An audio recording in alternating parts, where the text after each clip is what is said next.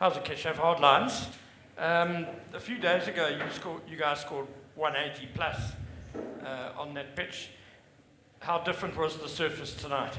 I think it was very similar to an extent, maybe a touch slower at the start.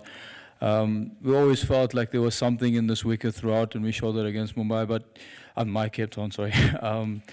However, I just think it's a case of applying ourselves. We've obviously struggled at the top Power 1 game against the Durban Super Giants, where Shea and Connor managed to get us in a good start, and Shea carried his bat through. But it's, 4 games over here out of the 5, we've had the similar story with the way we've started. So it's really something that we need to address.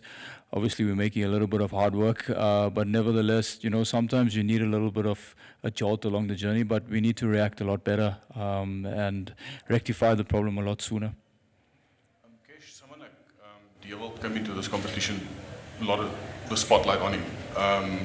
And I guess his returns with the bat is something that he'd be quite disappointed about.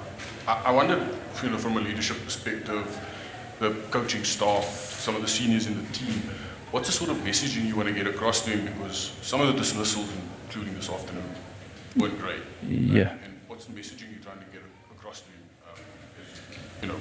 Hopefully in the playoffs. Yeah, just not only Dewald, I think as a batting unit, Shafain's been bailing us out a number of times, and I think that the disappointing thing from a leadership point of view is we're having good chats and we're just not implying. We're doing a complete opposite when we go in the middle. But I think, Dewald's obviously searching for a little bit of rhythm. He's come off some good form, and it happens in one's career, but we know the caliber of player he possesses, so hopefully he figures it out soon. He's a large part of our batting unit, and we know that he single-handedly can take a game away. So we're going to use the sort of law of hit and miss, and hopefully he comes right in the next games that we have remaining in this competition. I just want to ask you about the guy you just walked past. He, has had a hell of a lot of success in this competition. He was key to Sunrisers winning it. What makes him such an effective bowler in this format? Us for the last 6 years now at the Dolphins, and you know what, you gotta compliment the man. People talk about X factor, and X factor for me is being able to hold the length for a long period of time, and that's literally what Otas does with his odd bumper and a little bit of a change up. He keeps it simple. He doesn't leave the stumps, and if you look at the best bowlers in the world, they don't leave the stumps. Kudos to him, the way he bowled today. All his dismissals were basically the top of, middle, and off. If you look at all of it, it's as simple as that. And I think he's someone that sums up conditions very quickly. He's a world-class performer. I think he's done that in international level as well. He showed how he can change the game single-handedly on the head and defend the game. He's probably one of the best dead bowlers we have, and I think he's the most successful bowler in this competition. I think he's showing his worth right now. Now, like you said, you probably need a bit of a jolt at this point, just before the playoffs. You've just come off 3 great victories and that. You said maybe something needs to change. Now, I know you're a smart cricketer and you're thinking the whole time, maybe it's a little bit fresh, but what is that? Is it possibly a change of personnel up in the order? Is it a change in the batting order? What is your immediate thoughts? I know it's very fresh at the moment. Yeah, obviously, I think maybe a little bit of a change of personnel, maybe a reshuffle of the order. I don't want to think of something whilst emotional, so let the emotions come down, and tomorrow we'll have good chats, and obviously we've got a big game on Saturday against JSK. Hopefully we can finish as high as we can in this competition, maybe a few results and still look at top 2, but we just want to make sure that we're winning the game. That's the main thing. But I think might have to look at a bit of a change of personnel with a bit of a reshuffle of the batting order. It's gone on 9 games, and it's similar sort of scenarios playing out. So it's really something that we have to have a look at. Even on the bowling front, as much as we only had 126, there is areas where we can improve as a unit. Obviously, we've bowled really well after the 3rd game in this competition, but as a unit we lose as a unit and we win as a unit, so we've got to find our own rhythms as a unit. We're still searching for that clinical game in all facets of the game. Our fielding has been very up and down, and hopefully that's something that it's an attitude and we each can bring to the party. Just a last question, if you don't mind. Yeah, it's fine. Sorry, I don't know if you have to go. No, it's good.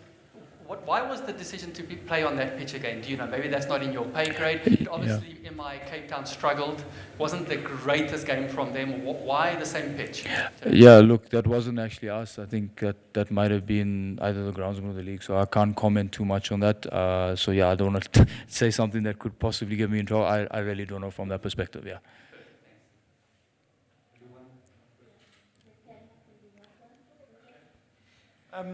Kesh, just given the way you guys are looking at your batting lineup now and pondering changes, how reluctant would you be though to sort of mess with the bowling unit? Because obviously that's one of the possibilities, but the bowling unit's done really well. But we saw tonight that once you lost 5-6 wickets, there was just nothing. Is it tempting to maybe get a sort of extra all-rounder into that lineup? Yeah, it is very tempting. I think in any T20 format of the game, you have specialists for a reason. You're obviously going to have your 6 batters, and generally if they don't score the runs, then you shouldn't be winning the game. Let's be honest, we can't always try and cover for all departments. I think as a bowling unit, we've done really, really well. And it's very hard. It's a fine one to do. Maybe it's more conditions based that we can afford for maybe a Roston Chase to come in and that sort of thing, but we'll have to assess conditions on the day. But for now, I think if everyone just owns their own space and just takes control of their own game, then we're all streamlining in the right direction. But yeah, I wouldn't try it. Tinker too much, as tempting as it can be. I think, guys, we've got some real experience within our batting lineup, and that's not only internationally. I think domestically, there's the guys that have played a number of games, and it's only a matter of time before sort of they click, to the rhythms of the game. Maybe it's a lot of pressure as well, which is normal. Your first season, big stage, these things happen. But I think we're going to see a different side come Saturday, and that's the main thing. We can only put our best foot forward. We can't dwell on the past. Obviously, like I said, it's disappointing to only get 1 out of 5 wins at home and 1 draw. But nevertheless, we are put in a place where we can qualify for the playoffs, and yeah, hopefully a little bit of a shake-up, and then we can go 3 games back-to-back. Yeah, then get ourselves in the position to be in that final.